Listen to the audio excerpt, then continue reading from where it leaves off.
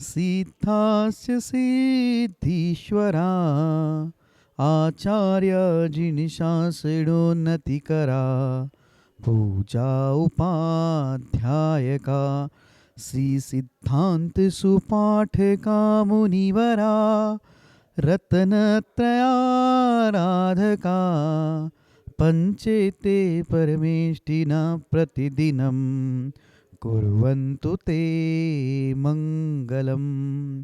अनंत अनंत परम सिद्ध भगवान की जय।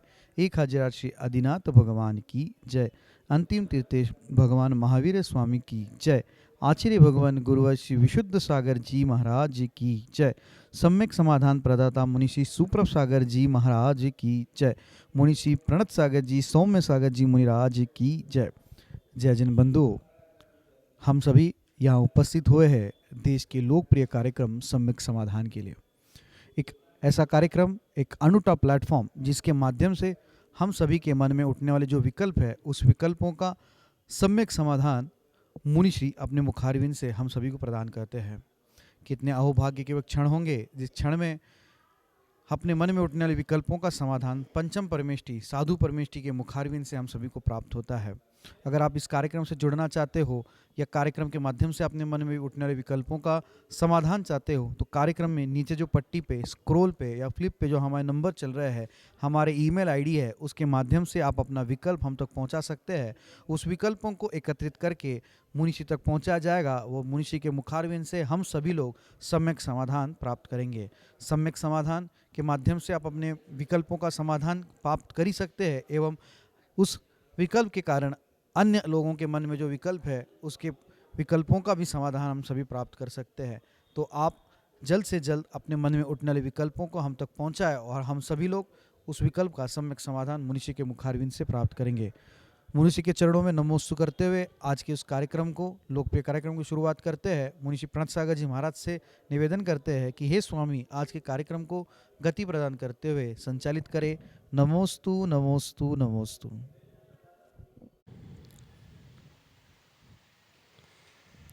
ओम नमः सिद्धेभ्य।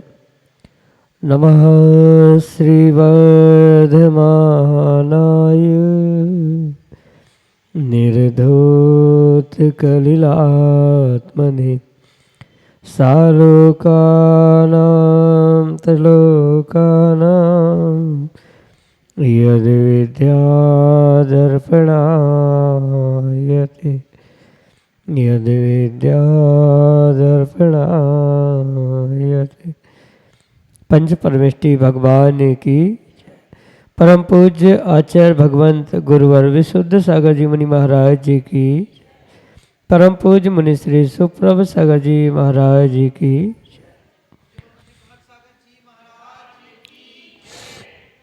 समीचीन विकल्पों का सम्यक समाधान, सम्यक ज्ञान की वह अनूठी विधा जिसके माध्यम से हम सभी प्रतिदिन अनेकानेक उन समीचीन विकल्पों का सम्यक समाधान आगम के परिप्रेक्ष्य में प्राप्त करते हैं।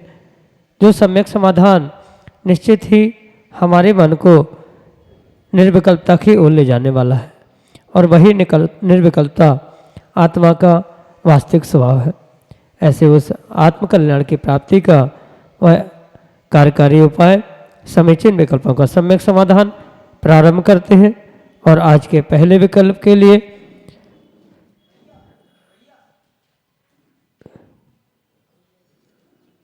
गुना मध्य प्रदेश से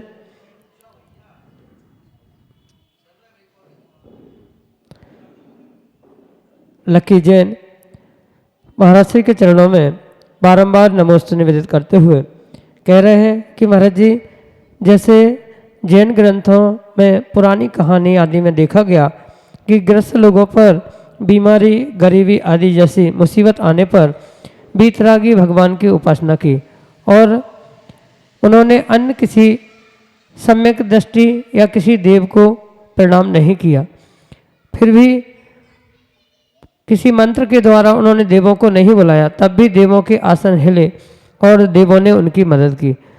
तो हमें केवल बीतरागी भगवान पर ही श्रद्धा रखना चाहिए और जैसे डॉक्टर की मदद लेते हैं तो वैसे क्या देवों की मदद नहीं ले सकते? कुछ लोग कहते हैं कि डॉक्टर जैसे देवों के पास जाएंगे तो बीमारी ठीक करने के लिए, तो यह महापाप है, केवल वीतरागी भगवान की ही उपासना करो। तो सही क्या है?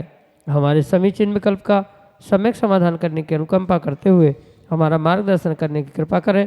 नमोस्तु महाराज जी, नमोस्तु। ओम नमः सिद्धम। परम पूज्य आचार्य भगवान गुरुवर विशुद्ध सागर जी महाराज की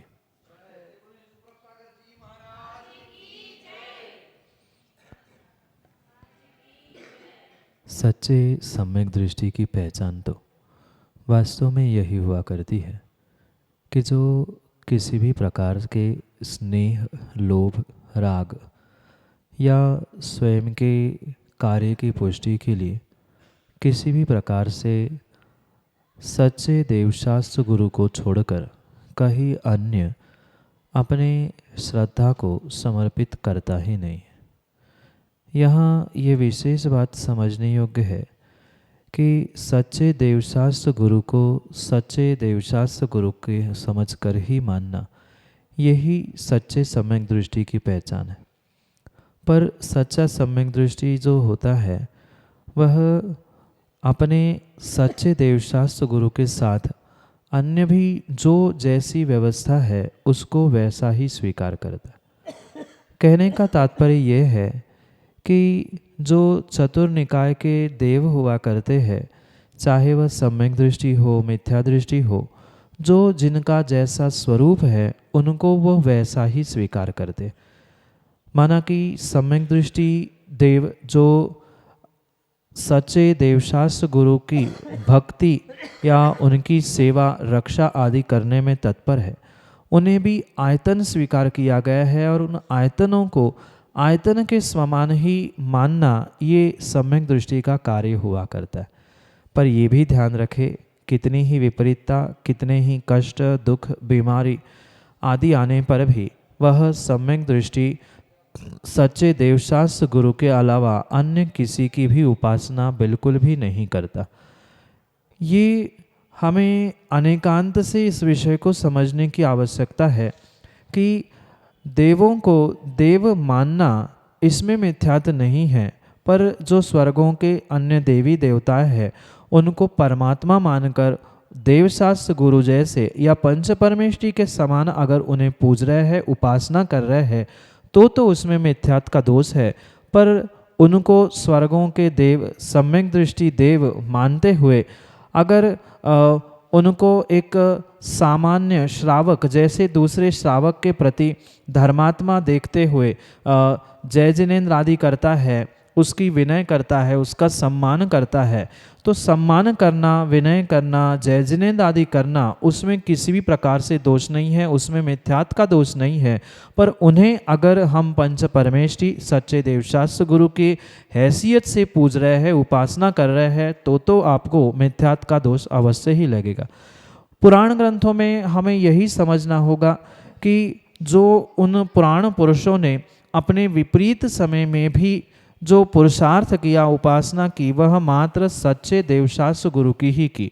और ये भी बहुत अच्छे से आप निर्णय करें कि जो सच्चे देवशास्त्र गुरु को मानता है उनके लिए जो उन सच्चे देवशास्त्र गुरु को मानने वाले अन्य सम्यक दृष्टि देवी देवता होते हैं, वह उस जीव की भक्ति से प्रसन्न होते हुए अपने आप अनायास रूप से ही उस सम्यक दृष्टि जीव को पुण्य के उदय में सहयोगी बन सकते हैं।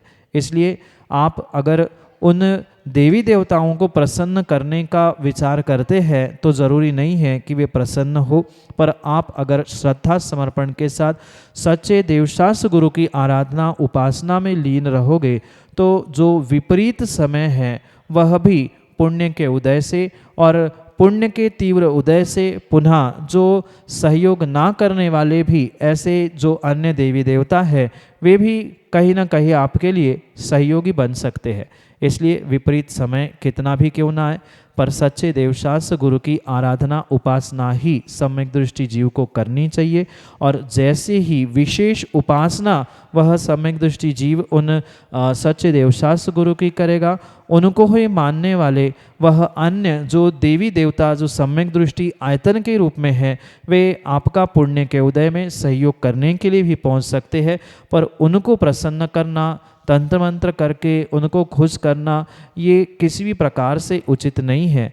भले ही वह मिथ्यात का पोषक नहीं है, जो जैसा है उसको वैसा मानने में किसी भी प्रकार से दोष नहीं होता। वे धर्मात्मा सम्यक दृष्टि आयतन है, सहयोगी हो सकते हैं, धर्मात्मा के लिए सम्यक दृष्टि के लिए एक सहयोगी बन सकते हैं, ये भी बिल्कुल सत्य है।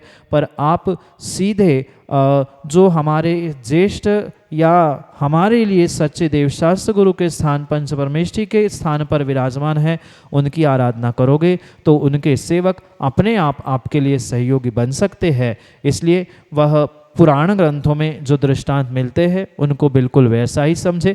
वर्तमान में एक मिथ्या दृष्टि हो चाहे सम्यक दृष्टि हो, डॉक्टर के पास जाकर जैसे आप बीमारियों को ठीक करते हो, वही श्रद्धा के साथ अगर हम परमात्मा को भी पूजते रहेंगे तो असाता भी साता रूप परिवर्तित हो सकती है। ऐसे साता असाता को परिवर्तित करते समय, भगवान की भक्ति करते समय कोई आपको सम्यक दृष्टि देवी देवता आदि धर्मात्मा आयतन के रूप में प्राप्त हो रहे हैं, सहयोग कर रहे हैं, तो उनको सम्मान देने में या उनको खुश करने में कोई भी दोष नहीं है। पर भगवान को छोड़कर उनको ही पूज रहे हैं तो वह नियम से दोष हो सकता है। यही आपके लिए सम्यक समाधान। श्रीमती विनीता जैन, विदिशा मध्य प्रदेश से, महाराज जी के चरणों में कोटि कोटि नमोस्तु निवेदित करते हुए अपना समीचीन विकल्प रख रहे हैं कि महाराज जी, आजकल लोग कहते हैं कि मंदिर जी में किशमिश नहीं चढ़ाना चाहिए, क्योंकि किशमिश गीली होने के बाद उसे सूखने में समय लगता है, इससे उसमें जीव पैदा हो जाते हैं। तो हम क्या करें? हमारे समीचीन विकल्प का सम्यक समाधान करने की अनुकंपा करें। नमस्ते महाराज जी, नमस्ते। भगवान आदि के पूजन के निमित्त से जो श्रावक अष्टद्रव्य का प्रयोग करता है, उन अष्टद्रव्यों में उसे बहुत विवेक और सावधानी रखने की आवश्यकता है, क्योंकि भावों की विशुद्धि के लिए ही विशेषता से पूजा, अभिषेक, पाठ आदि कार्य किए जाते हैं। जहाँ भावों की विशुद्धि नष्ट हो रही है, जीवों की प्रचुर मात्रा में प्रमाद के निमित्त से हिंसा हो रही है, वह कार्य करना श्रावक के लिए किसी भी प्रकार से उचित नहीं हो सकता।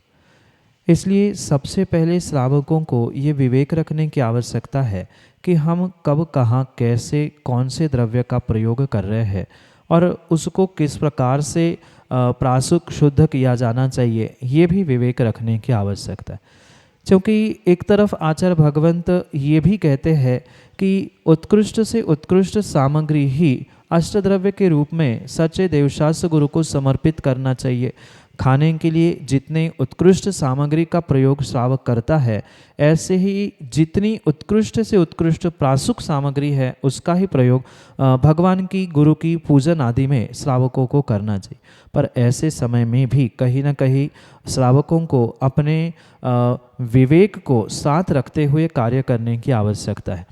जैसे किशमिश आदि जो ड्राई फ्रूट्स चढ़ाए जाते हैं, वहाँ ये विवेक रखने की आवश्यकता है कि जैसे ही वह सामग्री चढ़ाई है तो कुछ समय बाद उसको पुनः विसर्जित करते समय एक साथ एकत्रित करने की या अलग करने की भी व्यवस्था तुरंत होने की आवश्यकता है। पता चला 7 बजे कोई पूजा करके चला गया और माली 10 बजे 12 बजे उसे उठा रहा है, तो तब तक बहुत सारे जीव चींटी आदि होना स्वाभाविक है। तो ये विवेक रखते हुए कार्य करे। ऐसा पर्टिकुलर या किसी विशेष वस्तु का निषेध आगम में नहीं है कि गीली, सूखी आदि का भी कोई व्याख्यान नहीं है। ये विवेक श्रावक का होना चाहिए और साथ में मंदिर के व्यवस्थापकों का भी होना चाहिए कि कब, कितने समय बाद वह द्रव्य वहाँ से हटाना नहीं हटाना, ये सब कुछ समझने की आवश्यकता है। क्योंकि भावों की विशुद्धि के साथ प्रमाद से रहित होकर ही श्रावकों को भक्ति करनी चाहिए। अगर वहाँ प्रमाद है तो नियम से वहाँ पर कोई ना कोई दोष अवश्य लगेगा।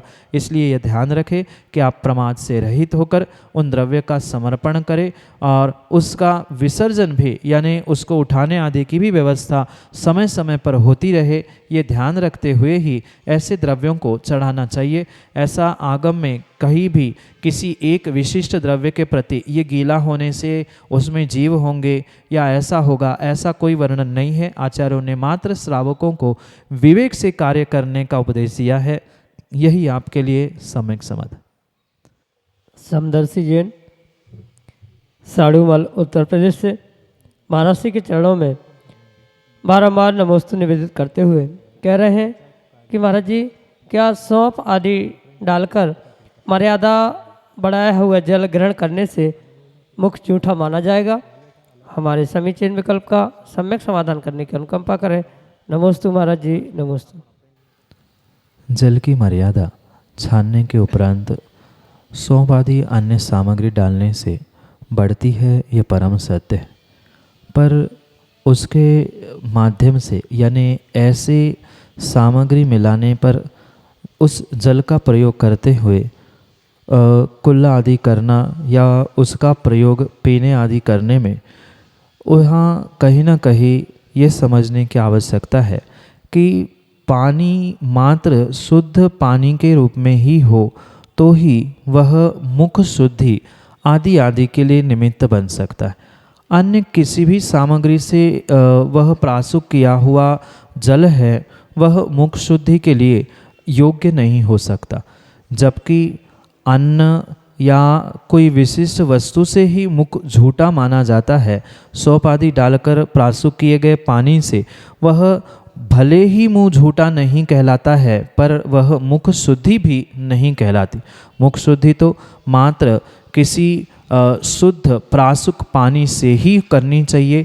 ऐसी मिली हुई जल से यानी चाहे वह सौंफ हो या अन्य मसाला की सामग्री हो या अन्य कोई भी सामग्री से जो मर्यादा बढ़ाकर पानी का प्रयोग किया जा रहा है, ऐसे पानी से मुख शुद्धि नहीं हो सकती। भले ही उसे झूठा नहीं कहा जा सकता क्योंकि वह अन्न नहीं है।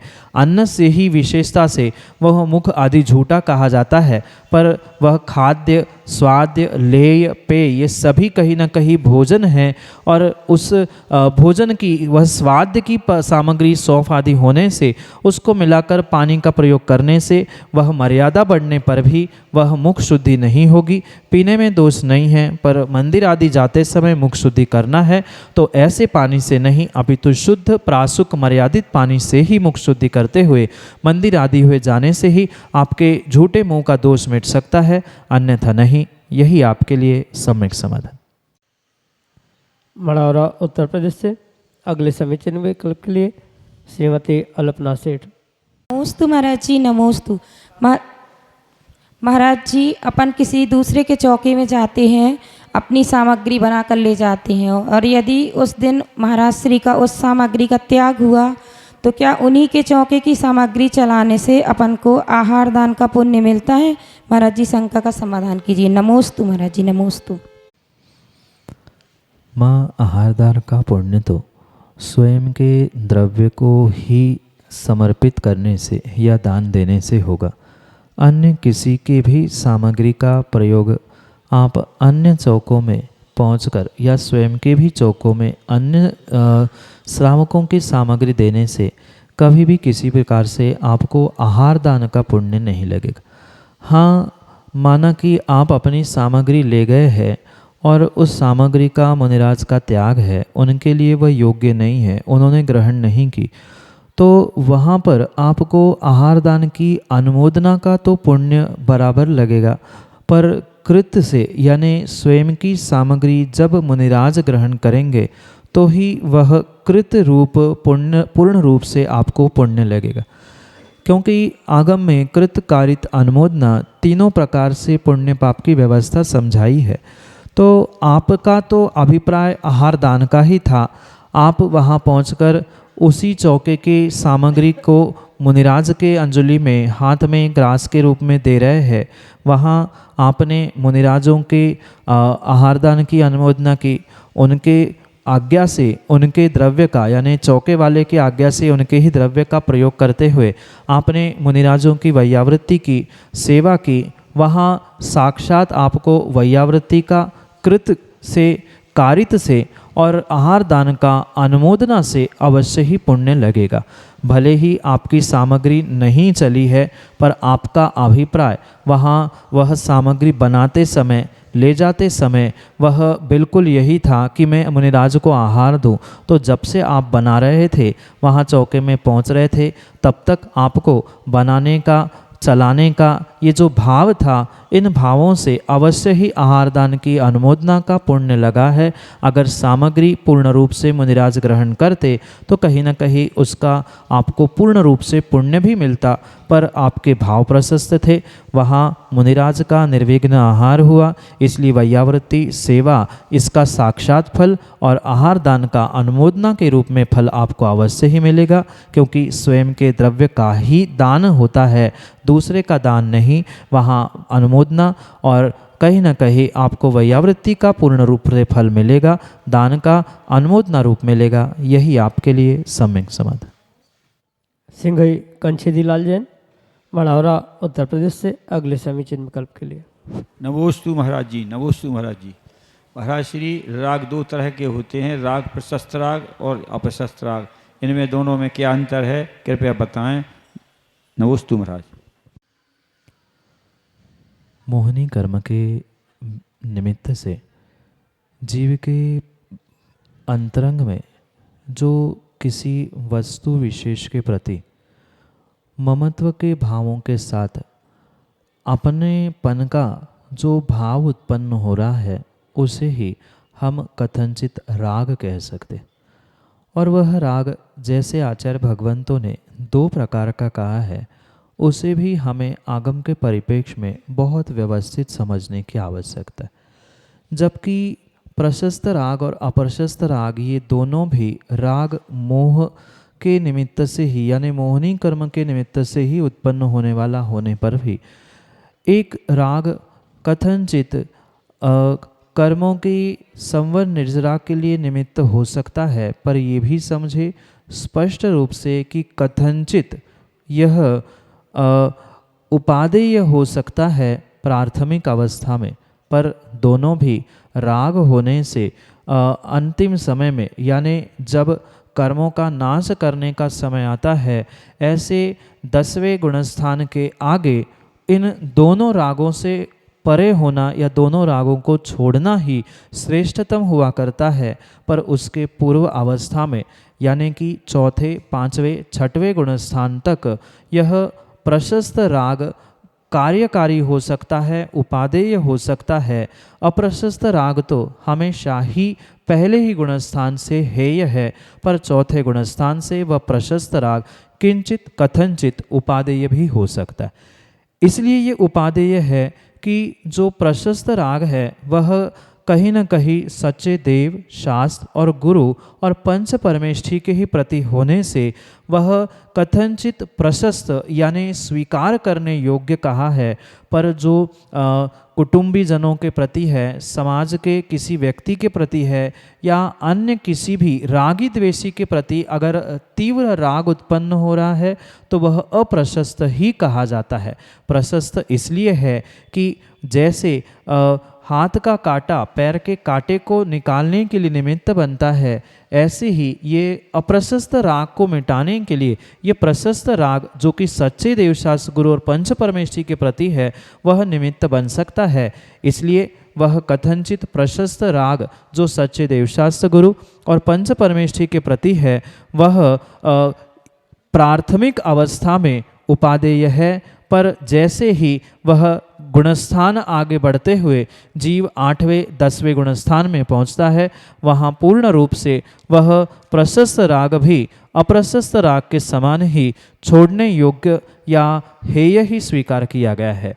इसलिए इन दोनों में यही मुख्य अंतर समझे कि जो पूर्ण रूप से हेय है यानी छोड़ने योग्य है, जो विषय भोग रागी द्वेषी आदि जीवों के प्रति ममत्व राग भाव है वह पूर्ण रूप से अप्रशस्त भाव है, और सच्चे देवशास्त्र गुरु के प्रति, पंच परमेष्ठी के प्रति, धर्मात्मा के प्रति, धर्म के प्रति जो अनुराग है यानी ईषद राग है, राग की तो परिणति है, पर जो ईषद राग है, किंचित राग है, अनुराग है, वही प्रशस्त राग रूप स्वीकार किया गया है। ये ही इन दोनों में मूलतः अंतर है, जो कि आपके लिए सम्यक समाधान से। श्रीमती बिमला जैन, सेठी परिवार, मनावरा उत्तर प्रदेश से अगले समीचीन विकल्प के लिए। हे गुरुवर नमोस्तु नमोस्तु नमोस्तु। हे गुरुवर रस गारव, रिद्धि गारव और सात गारव, इनका समीचीन समाधान करें।